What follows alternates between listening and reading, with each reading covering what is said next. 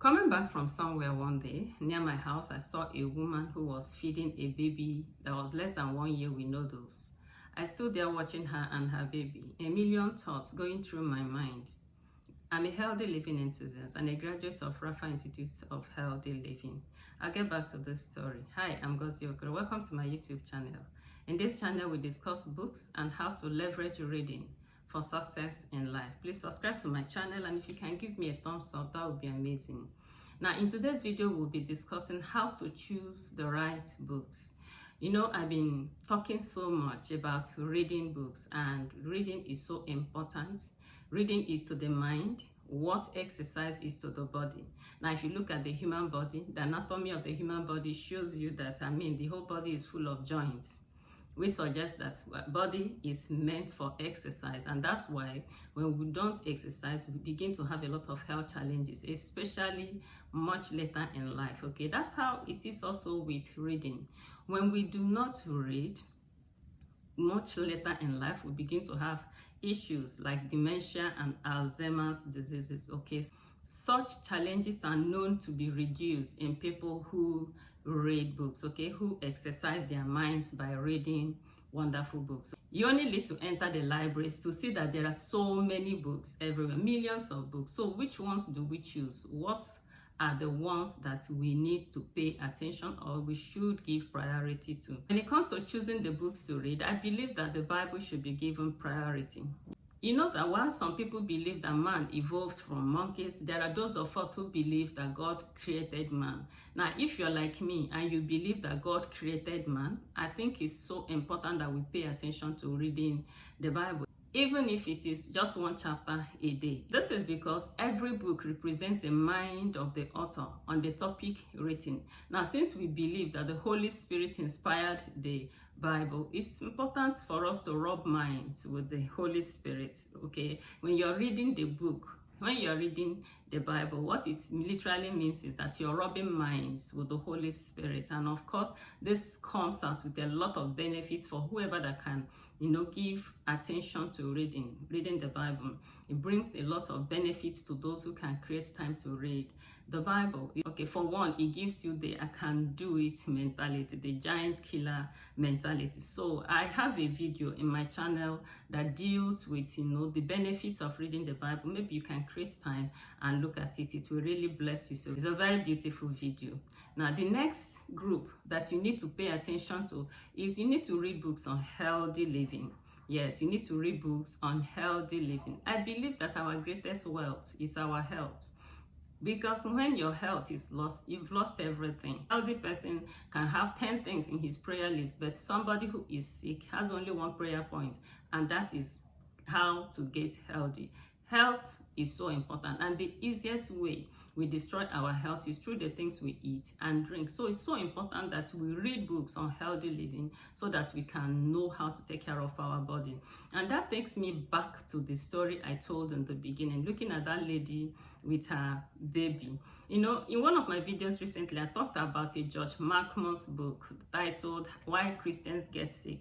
And I said in one of my videos in the past that that was a book my pastor read. My pastor, Reverend Tonya Kemi, was sick, and the doctor said that what he had was incurable. But my pastor read that book, Why Christians Get Sick, and he gained some insight from that book, adjusted his diet and lifestyle, and got well. Now, when I read that book, that George Markman's book, when I read that book, there was an emphasis he made in that book that got my attention full circle.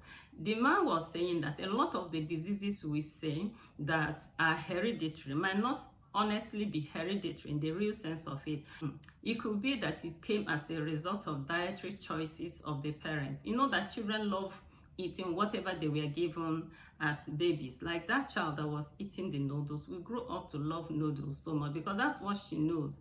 That's what her taste buds have gotten used to because she started eating them when she was small. And the mother who is feeding her noodles must be a noodles lover. Like I listened to one lady, a YouTuber, who says that, I mean, she loves to eat noodles. She can eat it how many times in a day? Now, let's assume, I am not demarketing noodles. I'm just saying that let's assume that the noodles comes with health challenges if you eat it so much. So while this woman, maybe she's in her 30s, she's eating the noodles, and by the time she's maybe 70, what happens? If there is any health challenge that is inherent in that noodle, she will come down with that sickness, okay? And then when she goes, her daughter, who is already used to eating the same thing, by the time she's up to 70, she will equally come down with the same sickness, and everybody will say the sickness is hereditary. But is it? No, it's not, okay? Even the author of that book, George McMahon, says at 42, her mother came down with colon cancer, and she went through, she was a nurse, his mother was a nurse. He went through the regular normal treatment in the hospital, did all the chemo, and did all, had all the pains, and eventually she died. He said, George McMahon said, that by the time he was about the same age, he came down with colon cancer.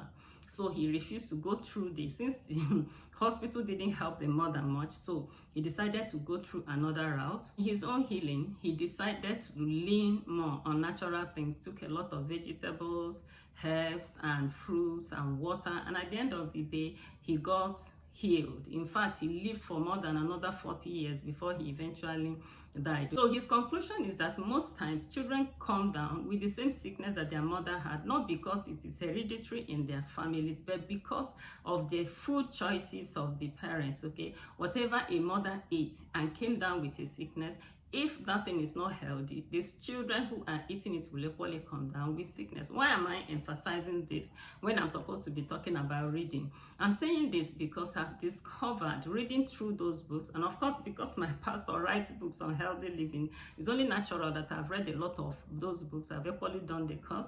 So what I'm trying to say is this, that health is so important. So it's so important that if you're choosing books to read, you should make up your mind to read books on healthy living that will enlighten you on how to take care of your body. Because every other thing that we do here on earth, if your health is not top notch, if you're not healthy, you will not do a lot of the things you do.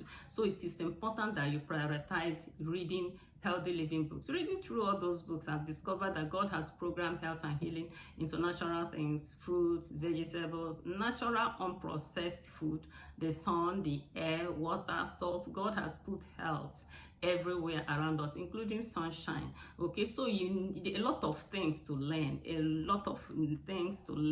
about how to live healthy, and it's so important that you read it. One thing I normally tell people, I say, you can't hire anybody to do your push-ups for you when it comes to health and healing. It is something you just have to read by yourself. There are so many people who are dying needless deaths because they have refused to open very good books on healthy living to read. Now, look at my pastor.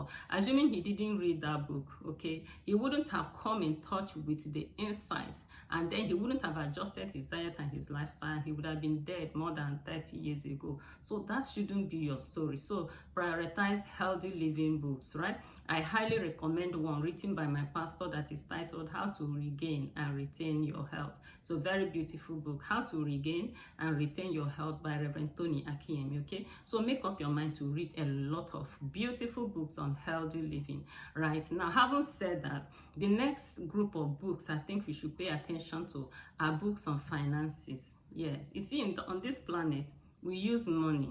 We use money to pay bills. We use money to do virtually everything. So it's so important that you learn how to get money. Because if you don't have money, going through this life will not be very, very exciting. It will not be very, very convenient. Because money is needed for virtually everything. House rent, food, clothing, transportation, everything. Okay, and you must have heard me say severally that according to Jim Rohn, that financial literacy precedes financial freedom. So you just have to know how to get money before you get it. That's how life runs. Assuming somebody gives you a car today and you don't know how to drive, what do? You go and learn how to drive.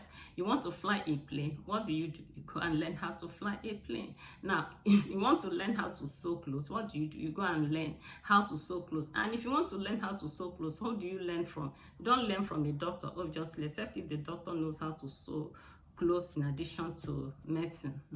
Okay, if you want to learn how to sew clothes, who do you go to? You go to a tailor. If you want to learn how to do hair, to make your hair, who do you go to? You go to a hairdresser. So that's how it is. We do our apprenticeship based on what people already know how to do. So if you want to know how to get money, who do you go to? You go to people who already have money, people who have already created wealth, who have written books and laid down the practical steps that they took in creating wealth, so that you can go ahead and copy those steps and reproduce the wealth that they created. That's how to do it. Okay, so there are too many people who want to get wealthy, but they are not willing to read books written by wealthy people. It doesn't work that way. So you make up your mind to read books written by wealthy people. I think this video is already getting too long. I have to have a part 2 to this video. Okay, so please look out for it.